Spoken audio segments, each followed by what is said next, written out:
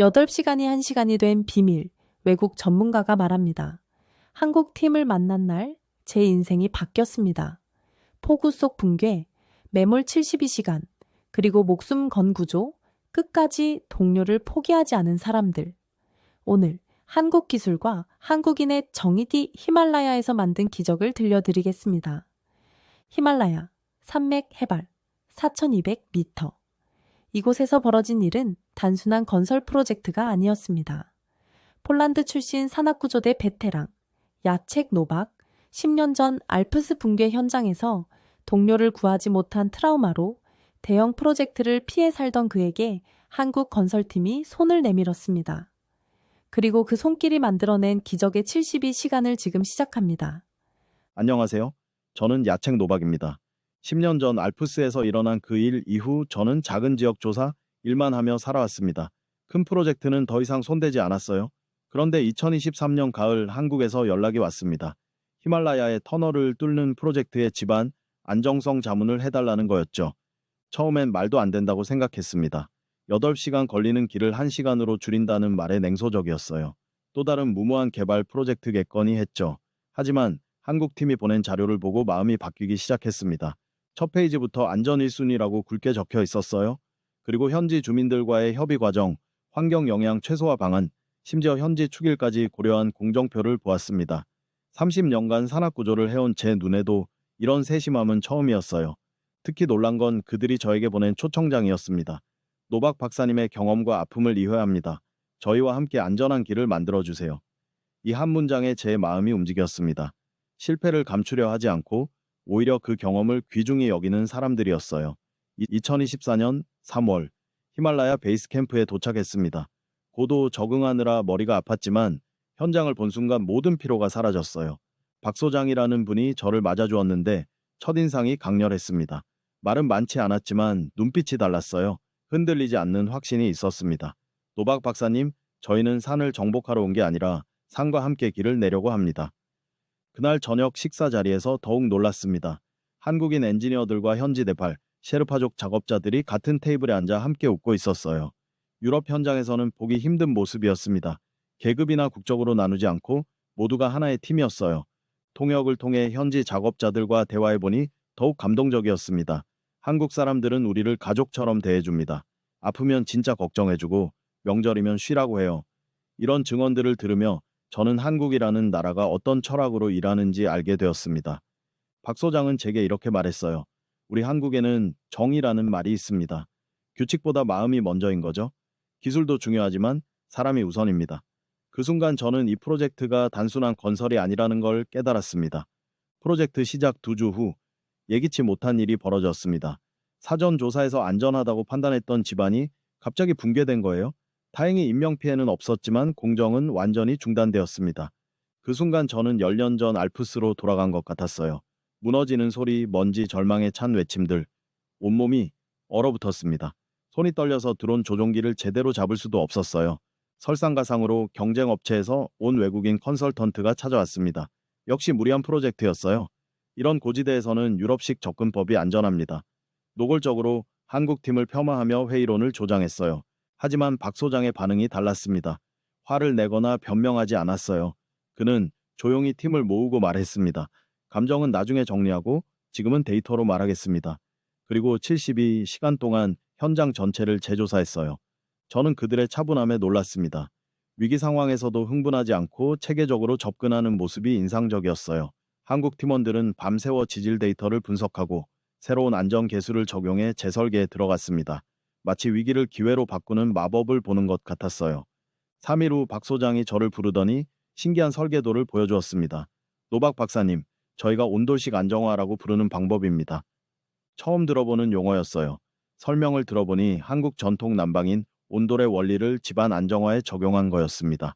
지열을 이용해 동토를 녹이고 배수 시스템으로 물을 빼낸 후 그라우팅으로 집안을 강화하는 3단계 공법이었어요. 유럽에서는 보통 강제로 뚫고 지나갑니다. 하지만 저희는 산의 흐름을 이해하고 함께 가려고 해요. 열의 흐름, 물의 흐름, 응력의 흐름을 모두 고려한 거죠. 기술적으로 완벽했습니다. 제가 30년 경험으로도 생각해내지 못한 통합적 접근법이었어요. 전통 지혜와 최신 과학 기술이 완벽하게 결합된 모습이었습니다. 더 놀라운 건 이 모든 과정을 현지 인부들도 쉽게 이해할 수 있도록 설명한다는 점이었어요. 온돌처럼 따뜻하게 두고 목욕탕처럼 물을 빼고 시멘트처럼 단단하게 굳힌다. 이렇게 비유로 설명하니 모든 팀원이 이해할 수 있었습니다. 제가 기술 승인 사인을 할 때 손이 떨리지 않았어요. 오히려 확신이 들었습니다. 이것이야말로 산과 싸우지 않고 산과 함께 가는 진짜 기술이었거든요. 6월 중순 히말라야의 우기가 찾아왔습니다. 며칠째 계속된 폭우로 모든 작업이 중단된 상태였어요. 그런데 새벽 4시경 사이렌 소리에 잠에서 깨어났습니다. 대규모 산사태였습니다. 작업장 인근 사면이 무너지면서 컨테이너 사무실을 덮쳤어요. 그 안에 야간 경비를 서던 김 기사님과 현지 작업자 텐징이 갇혔습니다. 현장은 아수라장이었습니다. 하지만 10년 전과 달리 저는 도망치지 않았어요. 박 소장의 말이 계속 머릿속에 맴돌았거든요. 우리는 동료를 끝까지 포기하지 않습니다. 구조 작업이 시작되었습니다. 하지만 불안정한 집안 때문에 함부로 접근할 수 없었어요. 자칫하면 2차 붕괴로 더 큰 피해가 날 수 있었습니다. 박 소장은 냉정하게 상황을 판단했어요. 체계적으로 접근합시다. 감정보다 안전이 우선입니다. 72시간이 시작되었습니다. 매 시간마다 생존 가능성은 줄어들고 있었어요. 하지만 한국팀은 포기하지 않았습니다. 교대로 현장을 지키며 미세한 진전도 놓치지 않으려 했어요. 그들의 끈기를 보며 저도 용기를 얻었습니다. 알프스에서 실패했던 그때와 달리 이번엔 제가 먼저 나서겠다고 다짐했어요. 드론과 라이다 스캐닝으로 정확한 구조 지점을 찾아내겠다고 말이죠. 매몰 48시간째 저는 선두 구조조에 합류하기로 결심했습니다. 박 소장은 만류했어요. 박사님, 위험합니다. 저희가 하겠습니다. 하지만 저는 고집했어요. 이번엔 제가 먼저 들어가겠습니다. 한국팀의 체계적인 접근법이 빛을 발했습니다. 안전 확보, 진입로 개설, 산소 공급, 통신 확보까지 모든 것이 매뉴얼대로 진행되었어요. 급하다고 해서 절차를 건너뛰지 않았습니다. 제 드론이 첫 번째 성과를 만들었어요. 라이다 스캐닝으로 컨테이너 내부에 약 50cm 높이의 공간이 있다는 걸 확인했습니다. 그리고 열화상 카메라로 미약한 열 반응도 포착했어요. 60시간째 결정적 순간이 왔습니다. 조용한 현장에서 똑똑똑 하는 소리가 들려온 거예요. 김 기사님이 파이프를 두드리는 소리였습니다. 살아있다는 신호였어요. 그 순간 현장의 모든 사람이 눈물을 흘렸습니다. 저 역시 10년 만에 처음으로 희망을 느꼈어요. 한국식 접근법 느리더라도 틀림없이 가는 그 방식이 옳았다는 걸 확신했습니다. 박 소장이 제 어깨에 손을 올리며 말했어요. 박사님, 함께해서 고맙습니다. 이제 마지막까지 가시죠. 그 말에 저는 대답했어요. 네, 함께 갑시다. 끝까지. 매몰 72시간 만에 기적이 일어났습니다. 김 기사님과 텐징을 무사히 구출해낸 거예요. 둘 다 탈수와 경상을 입었지만 생명에는 지장이 없었습니다. 구출 순간을 저는 평생 잊지 못할 거예요. 박 소장이 직접 들것을 메고 나오는 모습, 현장 전체가 함성과 눈물바다가 된 모습, 그리고 구조된 두 사람이 고맙습니다. 포기하지 않아줘서라고 말하던 그 순간 말이에요. 하지만 더 큰 감동은 그 이후였습니다. 사고 원인 조사 과정에서 충격적인 사실이 드러났어요. 경쟁업체에서 파견된 컨설턴트가 의도적으로 집안조사 자료를 조작했다는 증거가 나온 거예요. 한국팀의 명예가 완전히 회복되었습니다. 하지만 그들은 복수나 비난보다는 재발 방지에 집중했어요. 미운 마음보다는 더 안전한 시스템을 만드는 게 중요합니다. 라는 박 소장의 말이 인상적이었어요. 그때 저는 깨달았습니다. 한국인들의 정의감은 남을 무너뜨리는 게 아니라 더 나은 세상을 만드는 방향으로 발휘된다는 것을. 강하지만 따뜻하고 원칙적이지만 인간적인 그런 모습이었어요. 외국 언론들도 이 사건을 주목했습니다. 한국의 기술력과 휴머니즘이 만든 기적이라는 제목의 기사들이 쏟아졌어요. 저도 여러 인터뷰에서 증언했습니다. 한국에서 진짜 리더십이 무엇인지 배웠다고 말이에요. 2024년 10월 15일 드디어 터널이 관통되었습니다. 양쪽에서 파던 터널이 만나는 순간 오차는 고작 3cm였어요. 세계 최고 수준의 정밀도였습니다. 개통식 날 8시간 걸리던 험준한 상길이 정말 1시간으로 단축되었어요. 현지 주민들이 울먹이며 고마워했습니다. 이제 응급 환자도 빨리 병원에 갈 수 있고 아이들도 더 좋은 학교에 다닐 수 있어요. 하지만 진짜 기적은 따로 있었습니다. 터널 개통으로 지역 경제가 살아나면서 젊은이들이 도시로 떠나지 않게 된 거예요. 전통 문화도 더 잘 보존될 수 있게 되었고요. 그날 한국팀이 저에게 정식으로 제안했습니다. 상임 고문으로 함께 하시겠습니까? 저는 주저없이 수락했어요.